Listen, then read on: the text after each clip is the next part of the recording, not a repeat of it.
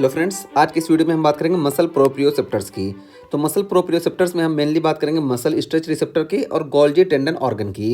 तो ये इसका पूरा मैकेनिज्म हम देखेंगे और ये मैकेनिज्म अगर हम इस चीज़ को देख लें तो हमारे लिए समझना बहुत आसान हो जाएगा। तो इसलिए आइए सबसे पहले हम इसको समझने की कोशिश करते हैं, थोड़ा डिटेल में है लेकिन ये समझ लेंगे तो ये पूरा हमारे लिए बहुत आसान हो जाएगा और हमें पूरे मसल्स के कॉन्ट्रेक्शन का मैकेनिज्म भी समझ में आ जाएगा।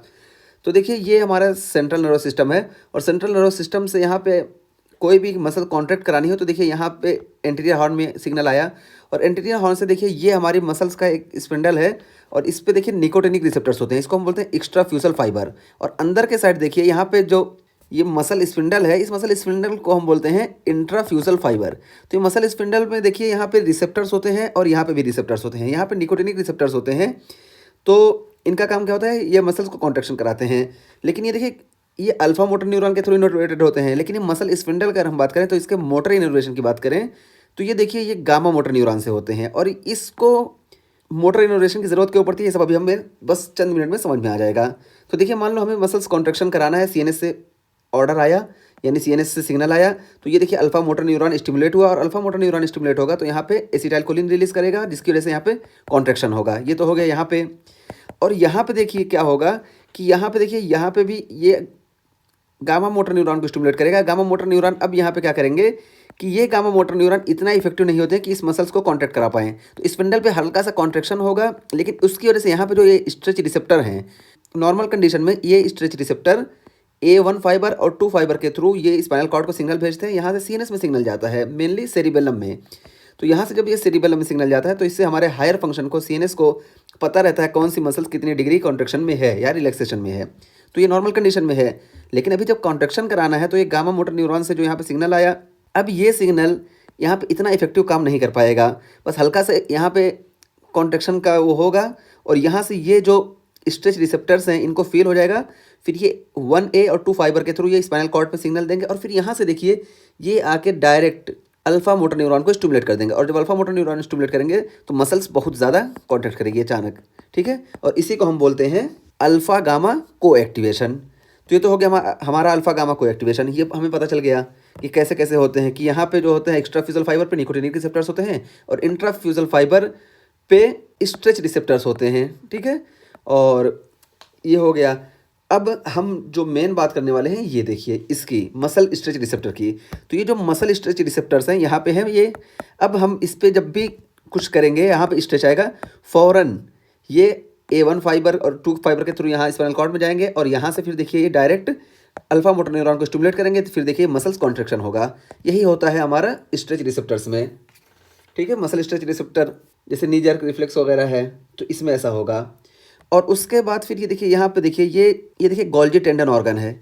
अब गोल्जी टेंडन ऑर्गन है, मान लो मसल्स बहुत ज़्यादा कॉन्ट्रैक्ट कर गई तो मसल्स जितना ज़्यादा कॉन्ट्रैक्ट करेंगी इस पर इतना ज़्यादा खिंचाव बढ़ेगा और जब इस पर इतना ज़्यादा खिंचाव पड़ जाए, इतना ज़्यादा खिंचाव पड़ जाए कि अब इसको ये रियलाइज़ हो जाए कि अगर इससे ज़्यादा लोड पड़ा तो ये मसल्स के स्पिंडल जो हैं ये टेंडन अलग हो जाएंगे, बोन से अलग हो जाएंगे, यानी रैप्चर हो जाएंगे, टेंडन रैप्चर होने का चांस बढ़ जाए। तो अब जब टेंडन रैप्चर होने का चांस बढ़ जाएगा तो इसीलिए यहाँ पे गोल्जी टेंडन ऑर्गन होता है। तो ये गोल्जी टेंडन ऑर्गन फ़ौरन जब बहुत ज़्यादा ओवरलोड हो जाएगा तो ये 1B फाइबर के थ्रू, देखिए 1B फाइबर इधर से भी है और 1B फाइबर ये, तो ये 1B फाइबर के थ्रू ये डोर्सल कॉलम से सिग्नल भेजेंगे और यहाँ आके ये इंटर न्यूरॉन, देखिए इस इंटर न्यूरॉन को स्टिमुलेट कर देगा और जब ये इंटर न्यूरॉन स्टिमुलेट होगा तो ये इनहिबिट कर देगा अल्फा मोटर न्यूरॉन को। जब अल्फा मोटर न्यूरॉन को इनहिबिट करेगा तो मसल्स रिलैक्सेशन हमें देखने को मिलेगा। तो ये हमने देख लिया दोनों कि ये एक्स्ट्रा फ्यूजल फाइबर पे निकोटिनिक रिसेप्टर्स होते हैं, यहाँ पे एसिटाइलकोलिन वर्क करता है और ये इंट्राफ्यूजल फाइबर पे यहाँ पे मेन जो रिसेप्टर्स होता है यहाँ पे स्ट्रेच रिसेप्टर होता है और ये स्ट्रेच रिसेप्टर स्पाइनल कॉर्ड को और सीएनएस को सिग्नल भेजता है 1A और 2 फाइबर के थ्रू हमेशा। और अगर यहाँ से सिग्नल गामा मोटर न्यूरॉन को जा रहा है तो गामा मोटर न्यूरॉन भी इसको हल्का सा स्ट्रेच करता है जिसकी वजह से यहाँ से अल्फा गामा को एक्टिवेशन होता है और मसल्स कॉन्ट्रैक्शन हमें देखने को मिलता है। तो ये हो गया।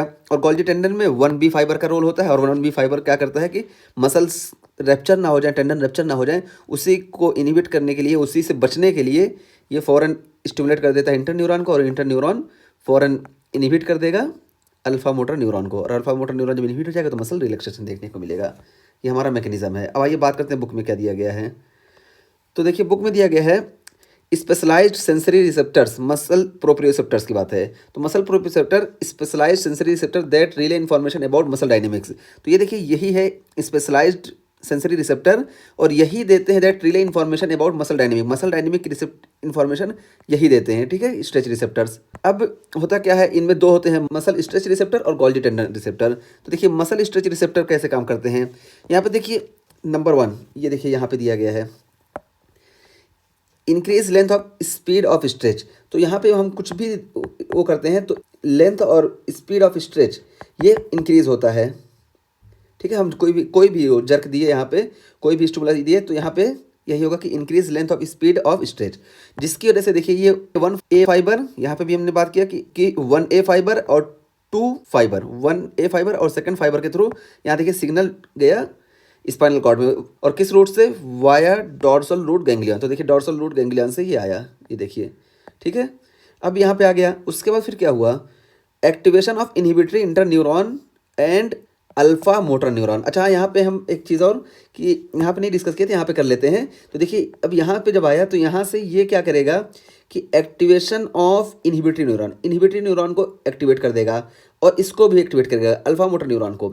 अल्फा मोटर न्यूरॉन को एक्टिवेट करने का फ़ायदा क्या होगा कि ये जो मसल्स है, एगोनिस्ट मसल्स, ये कॉन्ट्रैक्ट करेंगी, यानी कॉन्ट्रैक्ट हो जाएंगी, और ये इंटर न्यूरॉन को जब स्टिमुलेट करता है तो इंटर न्यूरॉन ये इनहिबिट कर देता है, देखिए एंटागोनिस्ट मसल को। एंटागोनिस्ट मसल पीछे है, तो मान लो फ्लेक्शन ही हमें कराना है, तो अब क्या होगा, ये एंटागोनिस्ट मसल रिलैक्स होंगी और ये कॉन्ट्रैक्ट होंगी, तो आसानी से फ्लेक्शन हो जाएगा, क्योंकि यहाँ पे हमने स्टिमुलाई दिया। तो यही यहाँ पे है कि activation of inhibitory neuron and alpha motor neuron, तो ये दोनों हो गया। और इसका फ़ायदा क्या हुआ, तो देखिए इसका फ़ायदा ये हुआ कि simultaneous inhibition of antagonist muscle. तो देखिए simultaneous inhibition of antagonist muscle हमें देखने को मिला इंटर न्यूरॉन की वजह से, and activation of agonist muscle, और डायरेक्ट इसको, इस फाइबर को स्टिमुलेट किया, इसकी वजह से एक्टिवेशन ऑफ एगोनिस्ट मसल हमें देखने को मिला, और कॉन्ट्रैक्शन हमें आसानी से देखने को मिल गया।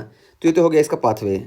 और इसके लोकेशन और इनोवेशन की बात करें तो बॉडी ऑफ मसल, तो मसल्स की जो बॉडी होती है, मतलब मसल्स का ये वाला हिस्सा जो होता है जिसको हम एक्स्ट्राफिजियल फाइबर बोलते हैं, उस पे होता है ये पाथवे। तो बॉडी ऑफ मसल्स, तो मसल्स पे यहाँ पे देखिए ये है एक्स्ट्राफ्यूजल फाइबर, यहाँ पे होता है, इसकी लोकेशन है।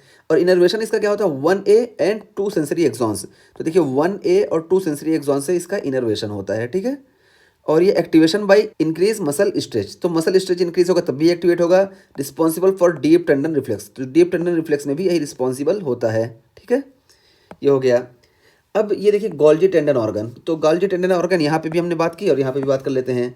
तो देखिए इंक्रीज टेंशन, तो यहाँ पे गोल्जी टेंडन में यहाँ पे देखिए टेंशन बहुत ज़्यादा इंक्रीज हो गई कि मसल रप्चर होने का चांस आ गया। तो अब जब यहाँ पे टेंडन में बहुत ज़्यादा खिंचाव आ गया, तो अब देखिए यहाँ 1B फाइबर के थ्रू यहाँ डॉर्सल रूट गैंग्लियन से होते हुए ये पोस्टीरियर हॉर्न से एंटर की और यहाँ आ गई इंटर न्यूरॉन पे। तो वही है कि increase tension then via dorsal root ganglion ये एंटर कर गई हमारे स्पाइनल कॉर्ड में, और फिर activation of inhibitory interneuron. तो देखिए यहाँ पे इनहिबिटरी इंटर न्यूरॉन को ये एक्टिवेट कर दी। अब जब ये एक्टिवेट कर दी तो इनहिबिशन ऑफ एगोनिस्ट मसल, अब ये इंटर न्यूरॉन ये एगोनिस्ट मसल जो है इसको इनहिबिट कर देगा, और जब इसको इनहिबिट कर देगा तो क्या होगा, reduce tension with in muscle and tendon. तो मसल और टेंडन में टेंशन कम हो जाएगा, क्यों, क्योंकि मसल रिलैक्स हो गई, ठीक है। और ये इसका इनर्वेशन कहाँ होता है, तो ये देखिए टेंडन में, तो टेंडन पे इसका इनर्वेशन होता है। लोकेशन मतलब इसकी यहाँ टेंडन पे होती है, यहाँ पे देखिए यहाँ पे भी, और जबकि इसकी देखिए मसल बॉडी पे होती है, मसल स्ट्रेच रिसेप्टर की, यही यहाँ बताया गया। और ये एक्टिवेट कब होता है, इंक्रीज मसल टेंशन, मसल पे जब बहुत ज़्यादा टेंशन हो जाती है, मसल रप्चर का चांस रहता है, तब ये एक्टिवेट होता है। जबकि यहाँ पे मसल पे स्ट्रेच आ रहा था तब ये एक्टिवेट हो रहा था, ये वाला पाथवे। तो हमने ये देख लिया।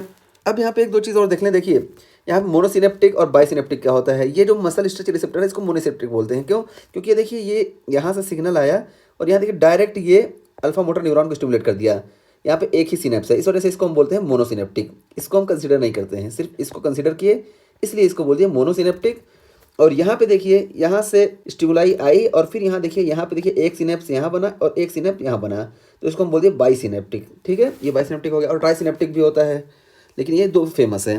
तो हमें पता क्या चला कि जो सबसे सिंपलेस्ट रिफ्लेक्स है वो स्ट्रेच रिफ्लेक्स है, क्योंकि ये मोनोसिनेप्टिक होता है, इसमें सिर्फ एक सिनेप्स होता है, ठीक है।